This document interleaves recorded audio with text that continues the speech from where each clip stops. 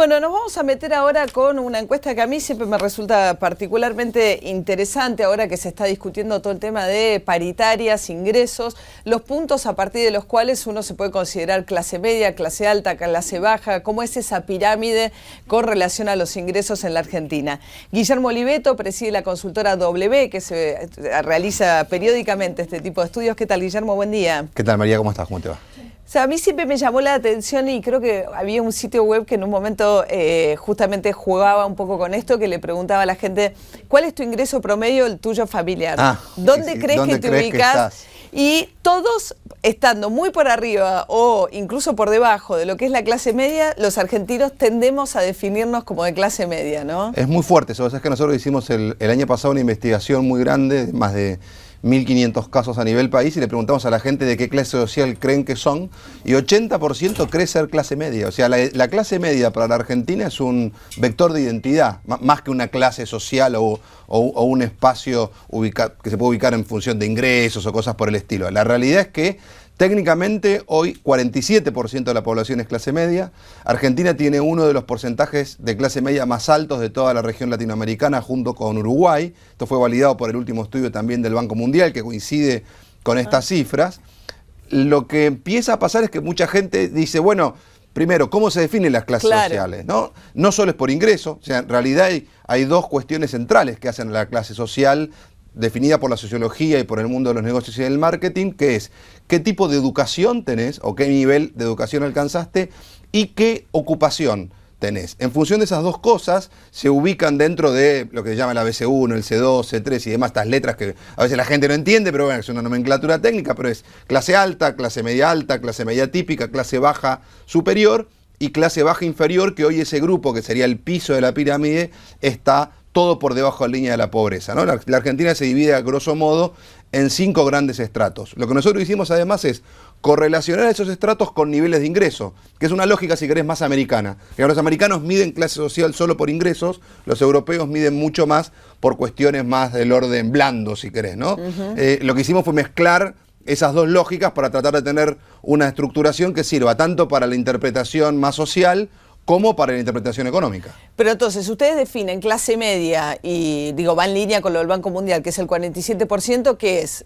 Básicamente, secundario. Ahí tenés, en general, sí, claro, secundario completo, hay una alta correlación con gente con estudios universitarios, sobre todo en lo que es clase media alta, ¿no? Lo que es la primera parte de la clase media, eso es el 17% de la población o de los hogares de la Argentina. Ahí tenés un ingreso familiar promedio al 2013, habrá que ver cómo son los cambios de sueldos de este año, de 20.800 pesos promedio. Familiar. Atención, porque es muy difícil que alguien que en una familia gane 20.000 pesos se considere clase alta. No, eso olvídate, esto sería media alta, pero aún así mucha gente dice, yo no tengo nada de alto, te dice, yo prácticamente con esto apenas si llego a la vida pago cotidiana. Un alquiler de 6.000, 7.000 pesos, la cuota del auto. Sí, el colegio, la prepaga. Pero digo, con un alquiler. Sí, claro. Dos profesionales que ganan 10.000 pesos cada uno en promedio y que tienen que pagar alquiler, ya... no se considerarían, si tuvieran que autodefinirse, como clase media típica probablemente y no media alta.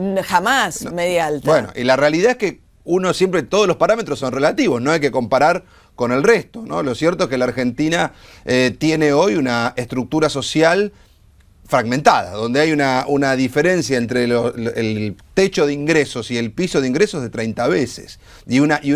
O sea que entre el que más gana y el que menos gana hay 30 veces de diferencia. Hay 30 veces de diferencia de ingresos bien medido. Que así se mide desigualdad, ¿no? Que así se mide desigualdad. Digamos, hay un coeficiente que mide desigualdad, que es el coeficiente de Gini, que mejoró mucho hasta el 2011, pasó de 0,55 puntos en la crisis a más valor del coeficiente, peor desigualdad, a 0,43, que está estable desde el año 2011. Nosotros desde el año 2011 vemos a la pirámide social estabilizada, o sea, ya dejó de haber movilidad ascendente. En el 2011 se cortó la movilidad ascendente. Se cortó la movilidad que sí hubo desde la salida de la crisis, que fue importante, con recuperación de clase media, con recuperación de clase media alta y de clase alta, básicamente por la gran recuperación del empleo, ¿no? Digamos, al bajar el desempleo de 25 puntos a 6,5 o 7 como está hoy, claramente recuperaste movilidad, pero eso se empezó a estabilizarse hacia el 2011 y ya desde ese momento nosotros no estamos viendo movimientos fuertes en la pirámide, con lo cual esto consolida o coagula una Argentina con una estructura social compleja, difícil, que puede ser conflictiva y que hay que poder manejar para sostener estas diferencias de clase y de ingresos tan importantes, ¿no? O sea, porque ustedes, vamos a mirar la pirámide, ¿no? Se las voy a mostrar a ustedes. En la pirámide más baja, que ustedes, ¿cuánta gente ponen? 15. Y ahí estás hablando del 15% de los hogares, que es aproximadamente 8,5 millones de personas. Y 6.300.000 personas, 1.700.000 familias. Es un número muy importante, ¿no? Que es pobreza e indigencia. Te diría, hay una mezcla de las dos cosas, mucho más pobreza que indigencia, pero fundamentalmente todo ese grupo hoy, bien medido, está debajo de la línea de la pobreza. La línea de la pobreza en Argentina estaría, según distintos indicadores sociales, cerca del 18 al 20%. No es el 5, tampoco es el 35, como se ha mencionado en distintos 20% de pobreza. Sí, que sigue siendo un número alto después del crecimiento económico que tuvimos, mucho más bajo que el 55% de aquel momento, pero de todas maneras sigue siendo una tarea pendiente muy importante. ¿Y en qué parte ponen ustedes ya saliendo de la clase baja y ingresan en clase baja superior, digamos? Sí. ¿Cuál es el monto a partir del cual...? A partir de los 3.100, 3.200 pesos entrás, por familia recuerdo, ¿no? Entrás en clase baja. Fíjate que no es... Un salario mínimo vital y móvil. Y bueno, menos. Claro. Ahora, una jubilación y un poquito. Una pensión. Exacto. Ahora, eso es clase baja.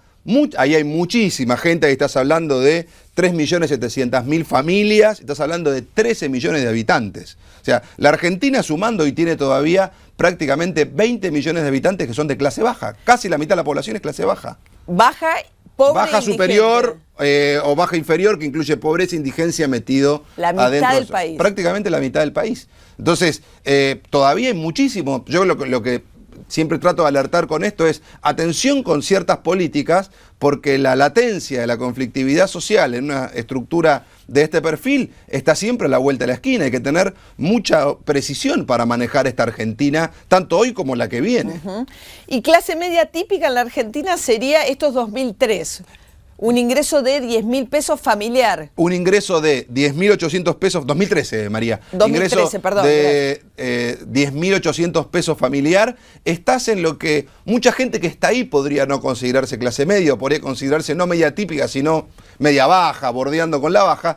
Lo cierto es que ahí define mucho si tenés o no tenés empleo estable, y algunas cuestiones que en algún caso tienen que ver con la herencia, si pudiste tener algún inmueble, alguna propiedad que alguien te pasó versus la diferencia de alquilar. Eso te puede cambiar mucho la calidad de vida. Todo, porque digo, el alquiler... Un alquiler piso que esté, no sé, 2.500, un departamentito, 3.000 pesos. Conurbano, un ambiente, 2 ambientes, menos de 2.000 pesos no arrancar. Prácticamente imposible encontrar.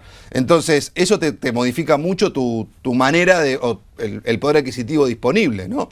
Y después tenés más arriba de eso lo que es la clase media alta hoy, que para mucha gente ese es el estereotipo de clase media, que traemos de la memoria de los 70, de los 80, que era bueno, el que puede tener una propiedad, el que se puede comprar su auto, el que hoy se distingue por mantenerse dentro del ámbito de lo privado, es decir, tiene prepaga y no va al hospital, tiene en algunos casos hasta algún tipo de seguridad en el barrio, aunque sea un móvil que circula, y sobre todo manda a los chicos a colegio privado. Eso es clase media alta. Eso hoy es clase media alta. Estás hablando de 17% de los hogares de la Argentina, son casi 2 millones de familias y 7 millones de personas. Que en general es un grupo que, comparado con el resto... Se siente clase media. Sí, se supone que vive muy bien comparado con el resto, pero ese grupo en general siente que está todo el tiempo en el borde, que es el que está más tarjeteado, que llega en el límite, porque también mira hacia arriba, o sea, tiene aspiración de vivir como la clase alta, pero tiene ingresos que son un 40% de los más altos, de los que están en el techo de la pirámide. Más alto, el techo hay una diferencia. Bueno, ahí tenés, ¿no?, de todo. Ahí tenés,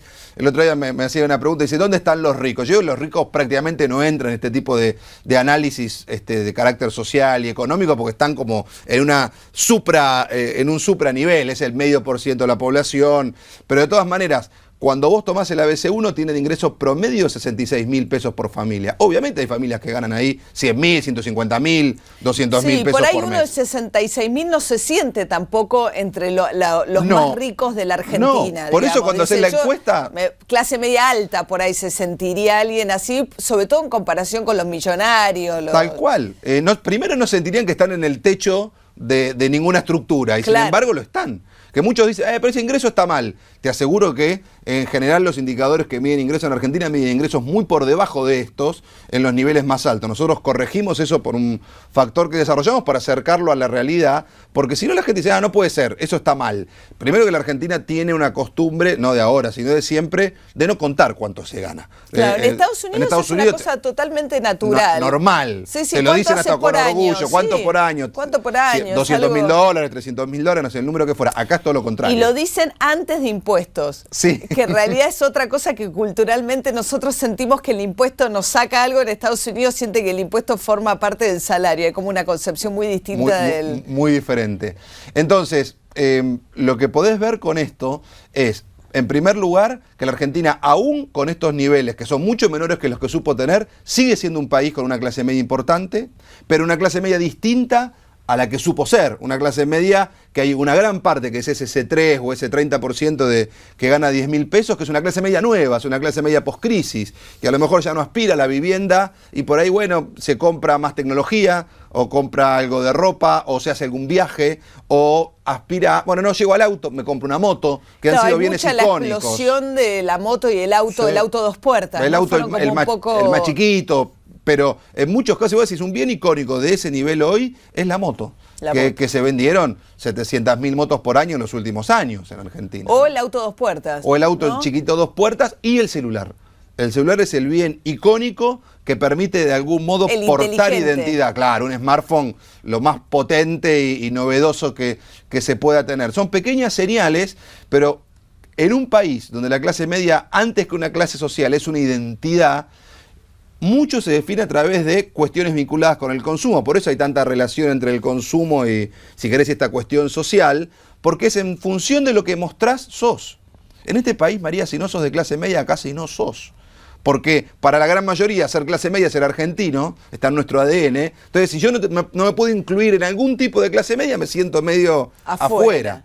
Ahora, me parece que ahí hay cada vez crecientemente una grieta, o por ahí lo que genera la mayor dificultad de inclusión es la vivienda, ¿no? Porque con los precios de los alquileres y alejándose cada vez más la posibilidad, relación salario-compra de la propiedad, el acceso a la vivienda, más allá de que estés en la clase media típica y que gane, si estás pagando un alquiler, igual estás ahorcado. Sí, te diría que ahí hay probablemente lo que a mi modo de ver, desde el punto de vista del consumo y de su correlación con lo social, la deuda pendiente más importante que queda después de esta década de crecimiento, que es que mucha gente, aún habiendo mejorado situación, aún habiendo movilidad social y demás, le quedó lejísimo y cada vez más lejos la posibilidad de comprar un inmueble propio. Por ahí el plan Procrear vino a tratar de paliar esto, pero no alcanza para la enorme demanda que hay. Así todo alguna vez el Ciudad también hizo uno y le duraron en 3 días, le compraron no sé cuántos créditos. Y el Procrear así todo reventó el mercado de venta de terrenos, porque como no hay crédito, aún el Procrear mismo generó un efecto muy grande en el mercado porque no hay crédito. Entonces, al haber ellos, no me acuerdo de Procrear, pero la relación es como que cuadriplicó los créditos hipotecarios, porque no hay. Claro, hay muy poco. El crédito hipotecario en mediados de la década anterior había llegado casi al 25-27% de las operaciones que se realizaban inmobiliarios, y esta última década no fue más del 5 o 6%, en el 1 a 1, que fue esa época donde la gente decía, bueno, tengo una posibilidad de un ahorro a largo plazo. Por eso también en este último tiempo hubo mucho lo que los consumidores casi nos decían que es una gran paradoja: ahorramos consumiendo. Claro. O sea, que la plata no tengo mucho que hacer, me compro bienes. Bienes a los que llego, ¿no? Sí, sí, sí. El autito, la moto, la ropa, el viaje, salgo a comer afuera, voy al recital, digo, una cantidad de cosas que, bueno, me la gasto, pero la disfruto. Esto habla también de que no tengo algo que me incentive a guardarla por mucho tiempo, ni dónde, ni cómo. Y acá el crédito hipotecario me parece que para lo que venga también va a ser un elemento central para reconstruir esa idea del ahorro y no del ahorro que del ahorro de la satisfacción, claro, consumiéndolo. Sí, con una satisfacción un poco postergada, pero con una ilusión, ¿no? La vivienda propia es una ilusión de de los argentinos siempre muy importante y en este último tiempo se puso cada vez más lejos. Claro, claro, y el peso del alquiler sobre el ingreso, ¿no? Sí. Si uno piensa la última década, la población en villas se duplicó en un momento de crecimiento económico. Entonces, con la explicación del crecimiento en villas no puede ser crecimiento pobreza, digamos, si a vos te bajó la pobreza y te subió el empleo, el crecimiento se duplicó la población de villas en la ciudad de Buenos Aires. Para mí la explicación tiene que venir por el lado de la vivienda también. Sí, hay que ver también, habría que ver, es uno de los elementos, Sí. habría que ver también qué pasó con las movilidades geográficas dentro del territorio, porque también en procesos por ahí de mejora hay gente que sale de una situación peor a estar, o por ahí mejor, pero a estar en una situación peor, pero dentro de la ciudad, pensando que eso les va, o de los grandes centros urbanos, pensando que eso les va a dar posibilidades de una calidad de vida mejor. Digo, a ver, lo cierto es que hoy queda todavía una cantidad de asignaturas pendientes importantes, a pesar del crecimiento y de toda la recuperación que hubo, que en este escenario de inflación alta, de paritarias que se están negociando, que probablemente haya alguna pérdida de poder adquisitivo este año, de 3 a 5 puntos, dependiendo de cómo cierren las paritarias y de qué pase con los precios, creo que hay que tener mucha frialdad en términos de no salir con políticas lineales y mucho manejo y mucha lectura para poder llevar a esta sociedad más o menos de una manera razonable, porque las diferencias y las brechas son muy altas como para poder decir, bueno, venimos con un ajuste clásico y que se la banquen, ¿viste? Claro. Una cosa así, Sí, sí, que sí. alguna vez me lo dijo algún economista, yo, guarda con eso porque te prenden fuego todo en un ratito, porque todavía hay muchas cosas por solucionar, ¿no? Guillermo Oliveto, muchísimas gracias. Gracias, María, hasta la próxima.